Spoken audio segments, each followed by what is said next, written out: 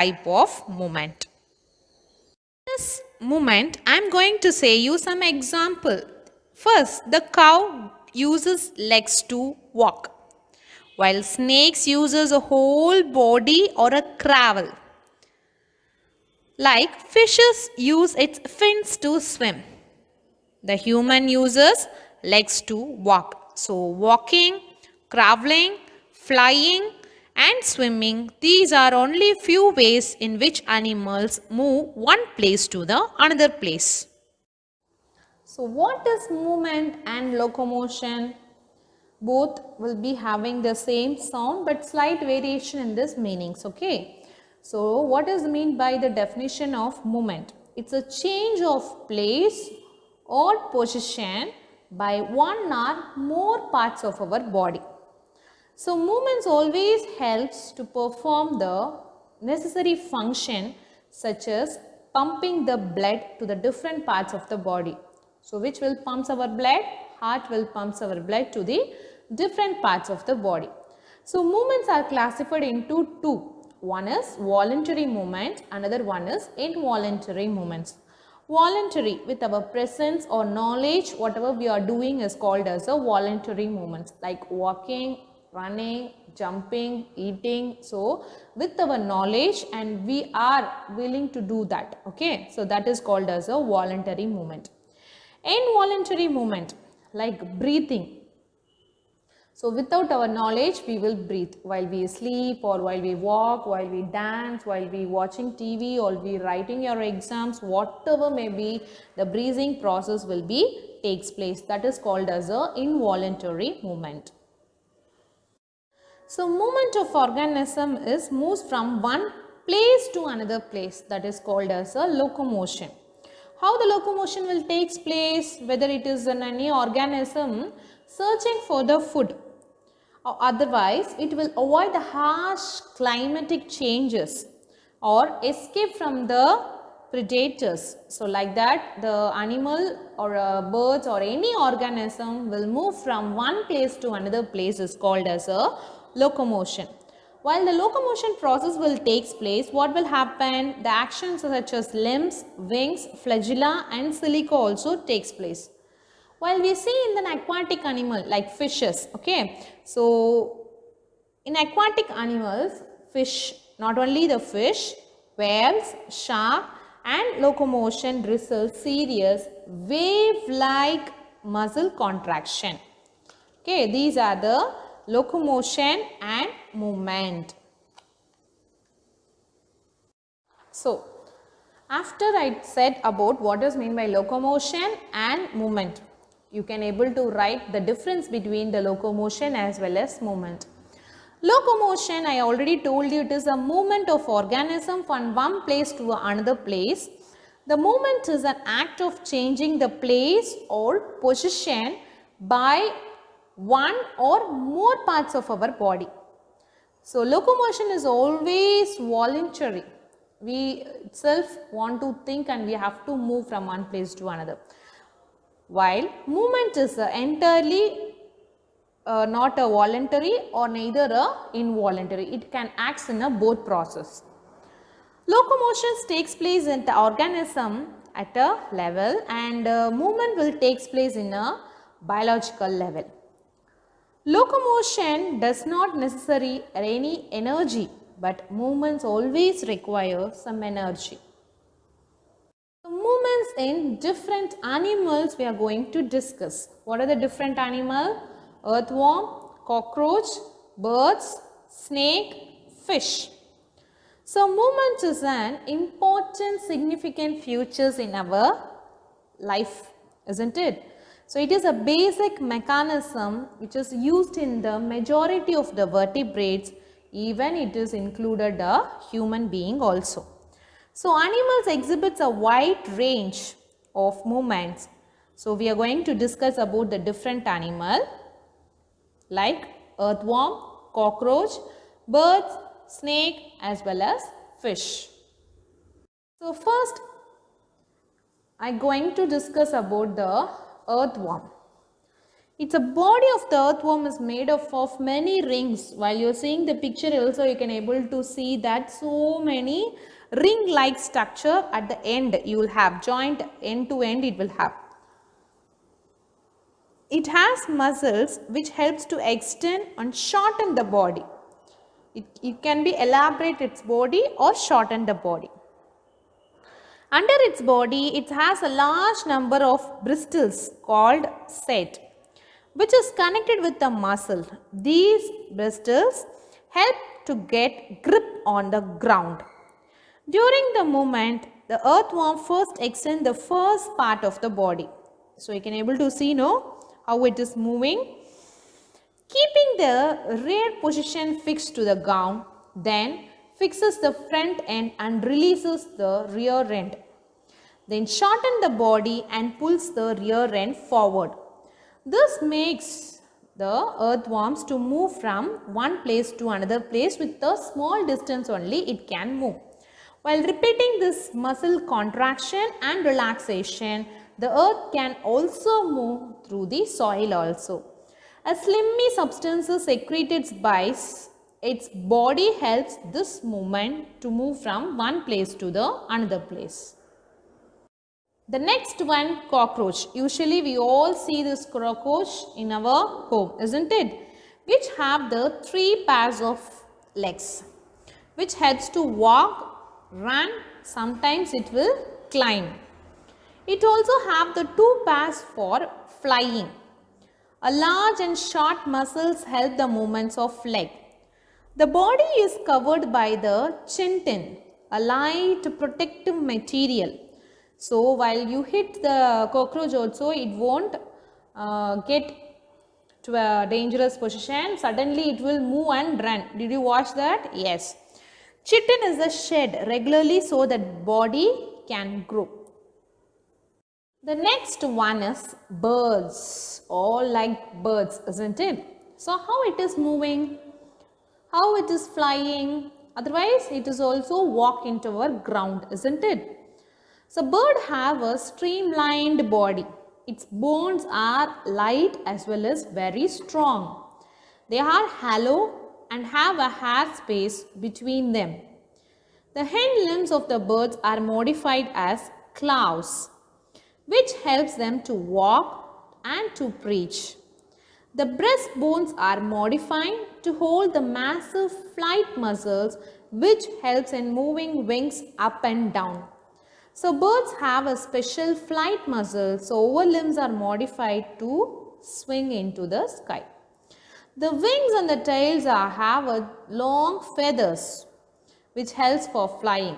You have 2 types in flying method. One is gliding, another one is flapping. Gliding is a bird which has the wings and the tail to spread out. While you seeing the picture also, you can able to understand. This movement of bird uses air current for going up and down. And flapping, it is active flight. The bird beats the air by flapping its wing. They use the flight features for this purpose. The next one is snake. The body of the snake consists of large numbers of vertebrates. The adjoining vertebrate, ribs, skin are interconnected with the slender body muscles. How it is moves? It makes many loops on the sides, isn't it? While you seeing the picture also, how it is moving, how in the ground you can able to see. The forward pushes the loops against the surface makes the snake to move forward. The movement of the snake is always called as a slithering movement. So many snakes can also swim in the water. You could have seen into many places, many snakes will be there in the water also. Since snakes do not have legs, they use their muscles and their scales to move from one place to the another place. And next we are going to see about the fishes. While you are seeing itself, it's so beautiful, isn't it? How it is moving into the water. Let me discuss now, children. The fish fins with the help of fins. It will swims with the help of fins. They have two pairs of fins and unpaired fin. The body of the fish is a streamline to reduce the friction while moving into the water, which have a strong muscle that is help to into the swimming process.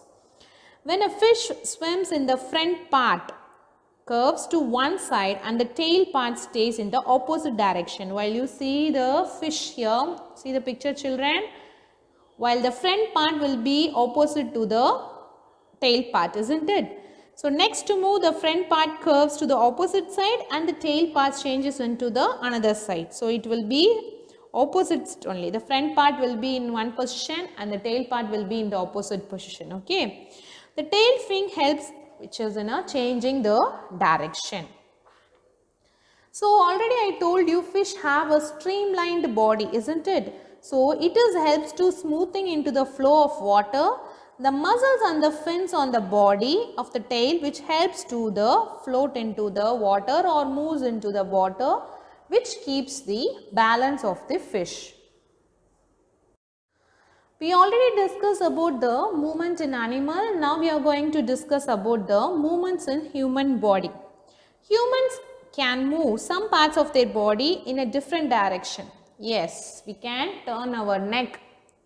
We can't able to turn our neck fully in the back side, isn't it? So some parts we can rotate or we can turn. However, some parts can move in one direction and some parts can do in both directions. Our skeleton is made up of the framework of the bone. So it is called as a skeleton. Which movements will take place of the body? They are movement of eyelid, movements of heart muscles, movement of teeth and jaw, movement of arms and legs, movement of head, and last the movement of neck. So movement of some organism happens, isn't it, with a combination of bones. So single bones can't help us to move from one place to another place, isn't it? So movements is possible along the joints where two or bone is meeting, that is two or more bones are meeting, the movements will be takes place. Cheetah. Do you know this how fast is running, isn't it? Cheetah can run 76 kilometers per hour. While we driving the car or while we going in a bike also, you can able to see 76 kilometers means how fast it is. That much of fast the cheetah will run. And hippopotamus, it can run faster than man. You should not judge with the physical appearance of hippopotamus because it can run fast than the man. If it will having a competition between the man and the hippopotamus, definitely the hippopotamus will win when compared to the man. So it can run very, very fast. Then cockroach. Well, we are seeing in the house also cockroach. When we see the cockroach and suddenly we took any instrument or any weapons to hit that, isn't it? What will happen? Suddenly it will disappear. We don't know where it is went. So much of fastest animal which has 6 legs covering meter per second. So it will run suddenly. We can't able to see where it is run. It's where within a fraction of second it will run very fast. Another fastest mammal is dolphin. Dolphin can swim 35 kilometers per hour. We should not judge with the dolphin will have a huge weight, isn't it? Even though it will be swimming 35 kilometers per hour. So types of movements. While we walk, about the locomotion movements takes place 3. Movement, amoeboid movement, ciliary movement, and third one is a muscular movement. Amoeboid movement is a pseudopodia which appendage which move with a movement on protoplasm within a cell. Ciliary movement is brought by the appendage called cilia which have hair-like extension of epithelium. Both kinds of movements are seen with the cell of lymphatic system.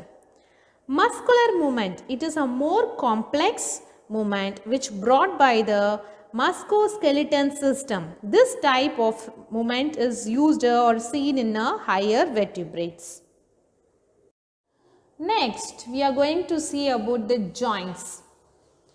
The point at which the two separate bones are meet, that is called as a joint, or junction we used to say, no, that is called as a joint. Depending on one type of movement they allow, the joints can be three types: fixed, slightly movable and movable joints. Okay. First one is fixed or immovable joints. So, if once it is fixed, we are not able to rotate the movements. So, this type of joint, no movement is possible between the two bones.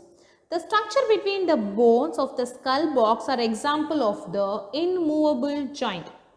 Slightly movable joints. Guess what are the slightly movable joints?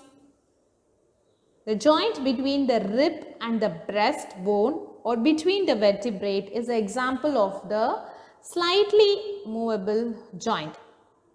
Always joint are the place where two bones are meet, isn't it? So ligaments are very short band and tough fibrous connecting tissue that functions to connect one bone to another, forming the joint. Tendons are made up of elastic tissue and they also plays an important role in the functioning of the joints.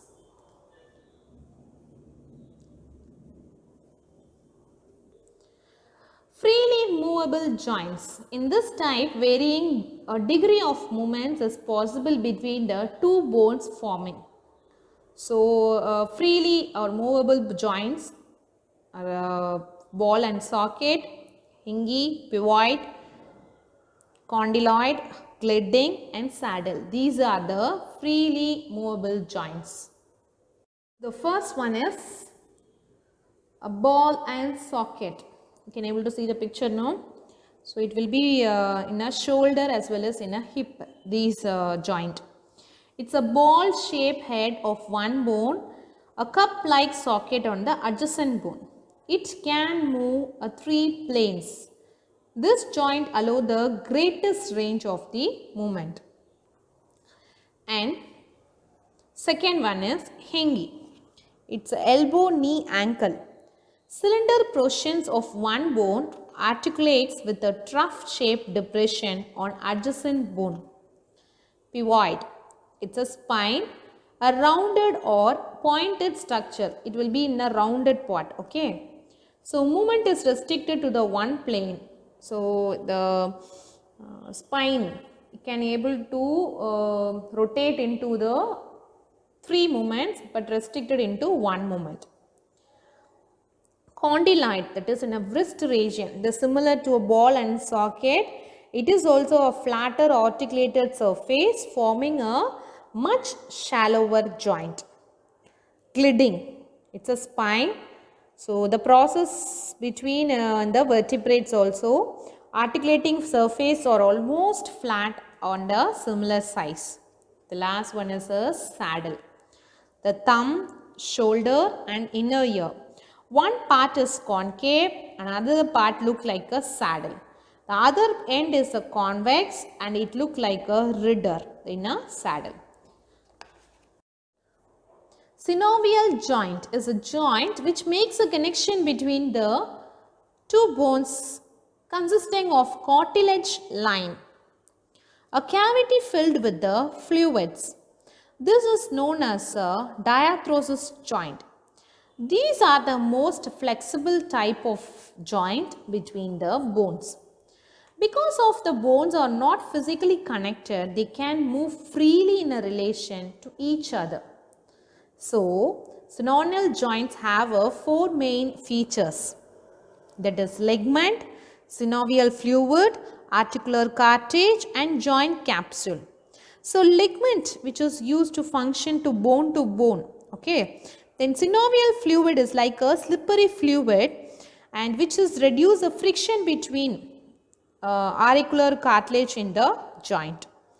The articular cartilage means a glassy smooth cartilage that is very spongy. to observe the shock or prevent friction between the ends of the bones in the joint. The last one is joint capsule. The tough fibrous tissue that has the two layers with the fibrous capsule lying outside with the synovial membrane.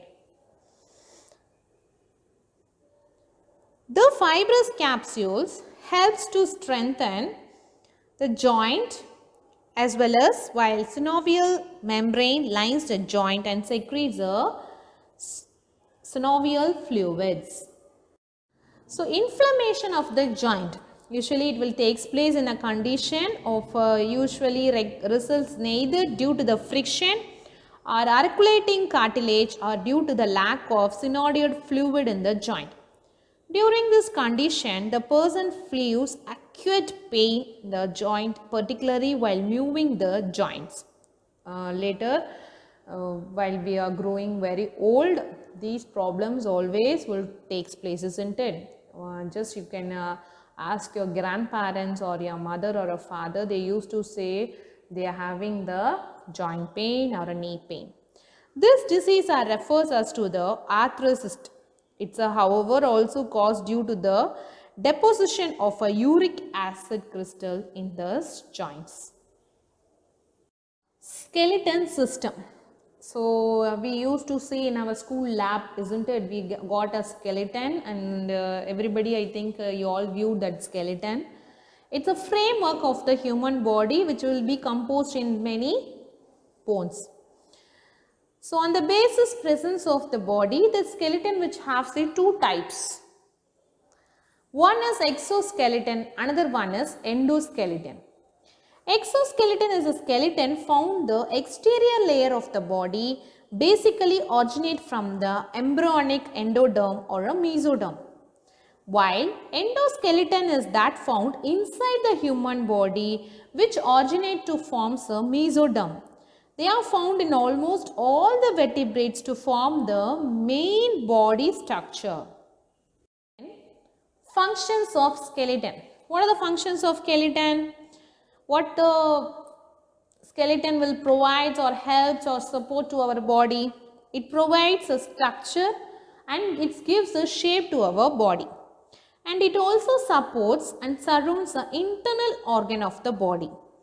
Calcium, phosphorus are the two minerals which needs to regulate the function are stored inside the bone. So while bone gets very weak, the mineral of calcium and phosphorus are very less. Red blood cells are produced in the bone marrow. The bone of the skeleton system which acts as a lever for a muscular action. The muscular movements could not be possible without tendons and ligaments. The tendons means the fibrous cords of tissue that attach to the muscle to the bone. Ligament, the fibrous cords of tissue that attach bone to bone. The femur or a thigh bone is the longest bone we are going to discuss now. Femur bone or a thigh bone. You can able to see that green part, no children, that is the thigh bone. It is the longest bone in our human body and it is also the strongest bone into the human skeleton. And next one is the stapes. You can able to see the children where it is stapes. It is the inner ear. It is the smallest and lightest bone in the human skeleton.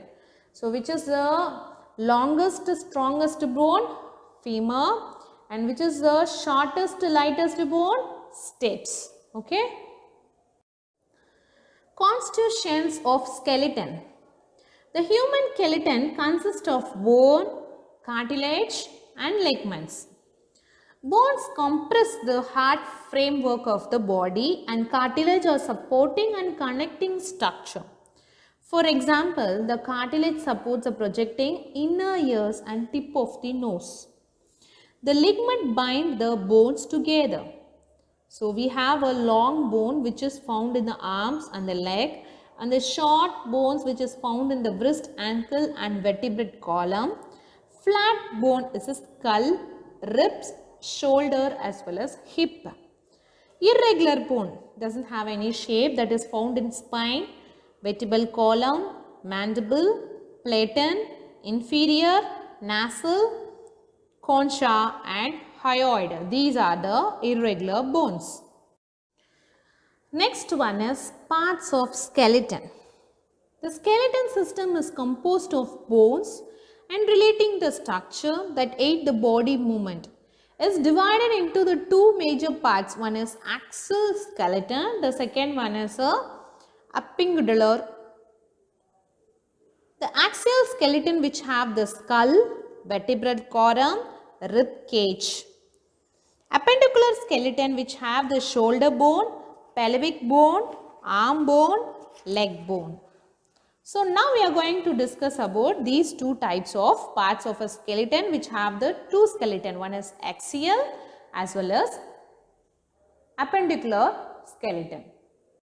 The first one in the axial skeleton consists of bones along the axis. The one is skull. Skull is a very hard structure, is made up of small bones which is formed 22 bones out of which 8 are fixed to form a cranium and 14 bones fuse to form the face. The one bone which is movable joint in the lower jaw. While you speaking, the lower jaw will move, isn't it? This movable joint is supported by the muscular as well as ligament. So, skull placed on the top of the backbone can be moved up, down and the sideway, not at the back. The next one is vertebral column. It's a running back of the body. It's called the spine or the backbone. The trunk region will offers the vertebral column which is made up of an individual bone called vertebra. Total vertebral column consists of 7 cervical vertebrates, 12 lumbar vertebrates, 5 fused scrotal and 3 fused coccygeal vertebrates. These all vertebrates runs in the basis of the skull to the hip bone forming the tube. So, spinal cord passes through the hollow tube. The vertebrates are joined by a gliding joint which allows the body to bend in the front as well as into the backwards. So, many of them will use only the front side. So, you should practice to moving for the back side also.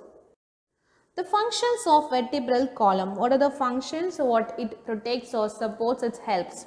It protects the spinal cord, it supports our head and it also will have the attachment for the ribs and provides support and plays a attachment for a pectoral or a pelvic grid. It also provides a movement for the human skeleton which helps in walking, standing erect with a correct posture.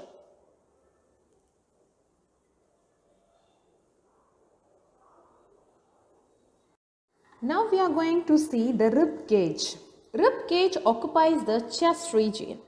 It is a cone-shaped structure made up of 12 pairs of ribs.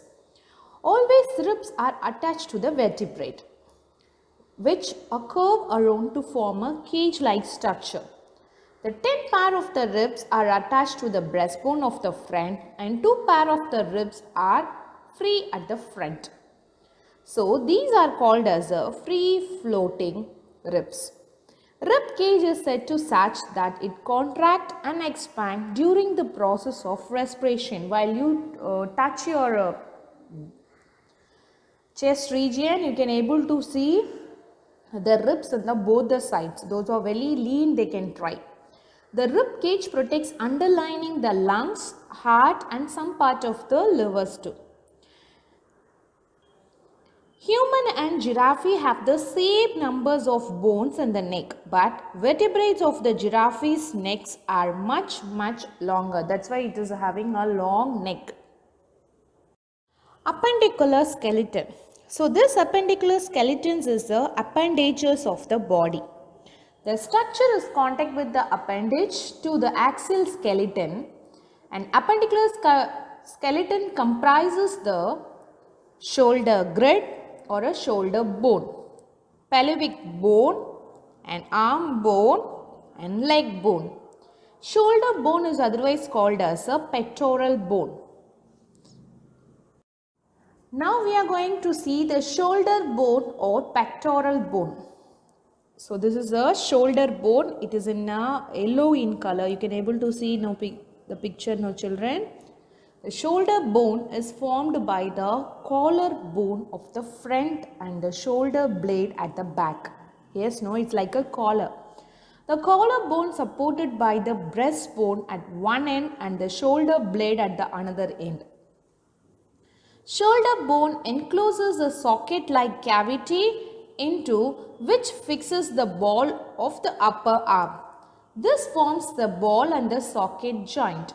This griddle is called as the pectoral griddle. The second one is pelvic bone. Pelvic bone is also called as a pelvic griddle. It is made up of the strong bone to balance the entire weight of our body. Okay. So this pelvic griddle is formed 5 fused vertebrates at the back and form the cavity in the center.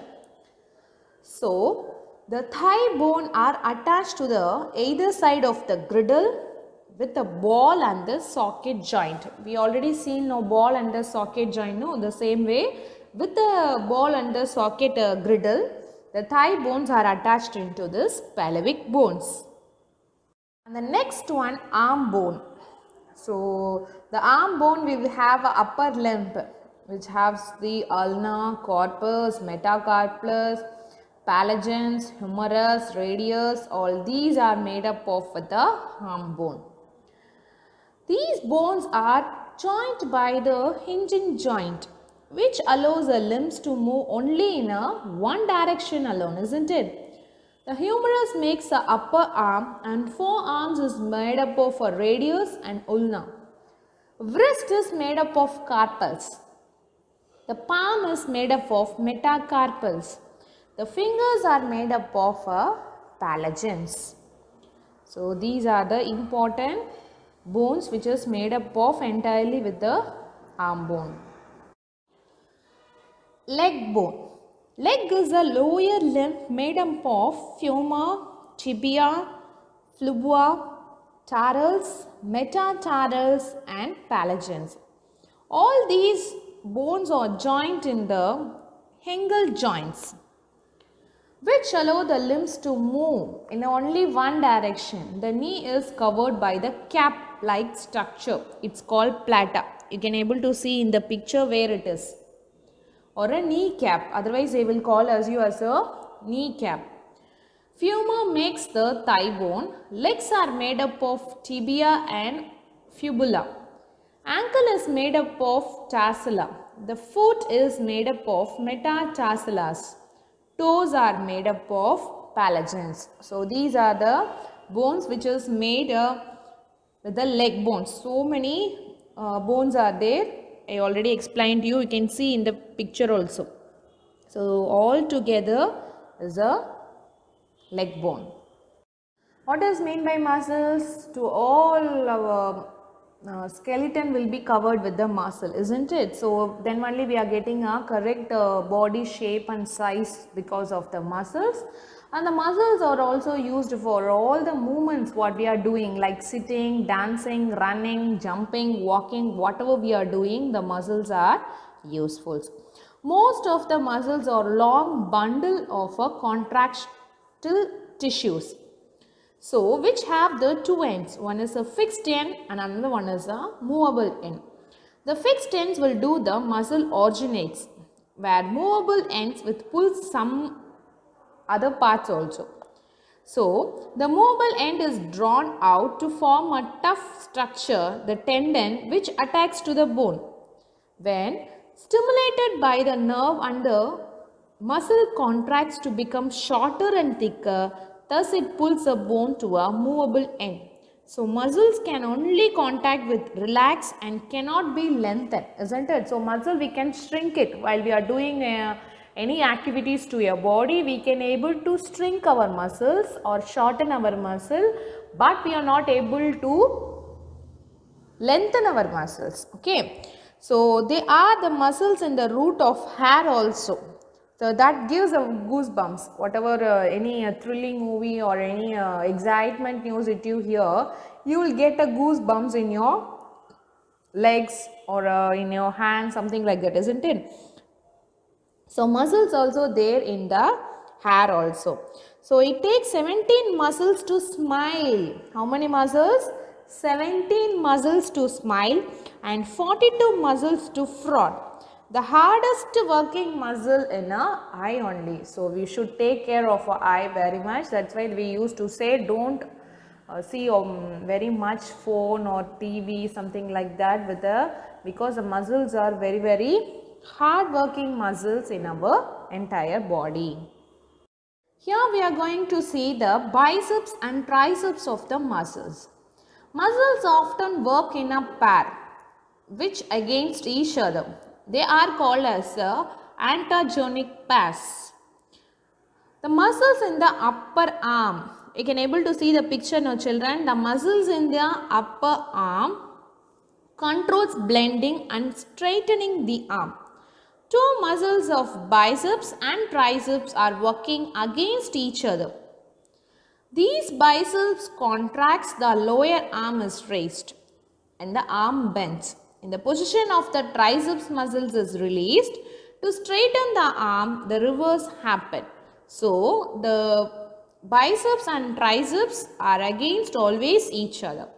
The triceps contract straighten the arm while biceps relax. Antagonic muscles can found all over the body. In iris of the eyes, there are two sets of muscles. They are radical muscles which radiate their pupil like spokes of bicycle. They are a circular muscles. So this radiate muscles make the pupil of eyes wider while circular muscles make the pupil smaller. So these are the two muscles, triceps and biceps in the human body. Next we are going to see about the types of muscles. In human vertebrates or higher vertebrates, the muscles are classified into three categories. One is skeleton muscles or voluntary muscles or striated muscles. And the second one is unstriated or smooth muscles or involuntary muscles. The third one is a cardiac muscles. Cardiac muscles example is heart, and skeleton muscles example is leg, and smooth muscle is example the internal organs like kidney, small intestine, large intestines, like that. Okay. Next we are going to see the coordination of the muscles. Muscle will coordinate with each and every parts of our body. While we are standing or while we are running or while we are playing any games like football, tennis, like that. So it will requires a combined action of many muscles. To the great extent, the muscles have coordinate for the particular kind of movement.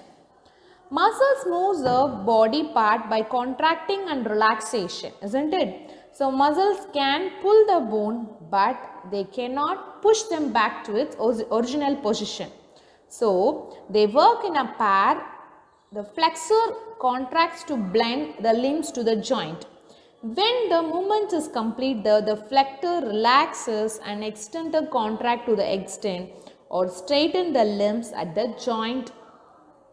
For example, I used to say the biceps muscles in the front upper arm, we already seen, isn't it, is a flexor. And the triceps is the back of the upper arm. It is a extender. When you bend the elbow, children, you just do this. When you bend the elbow, the biceps contract. Then biceps relax, the triceps contracts. So coordination of the muscles will take place in each and everywhere. From this, our movements of animal gets over, children. In this topic, we discuss about movements in different animals like earthworm, cockroach, bird, snake, fish, as well as movements in the human body. We seen about joint, skeleton system, muscles and parts of the skeleton systems also we discussed. So go through this lesson children, then only you can able to answer all the questions. Thank you children.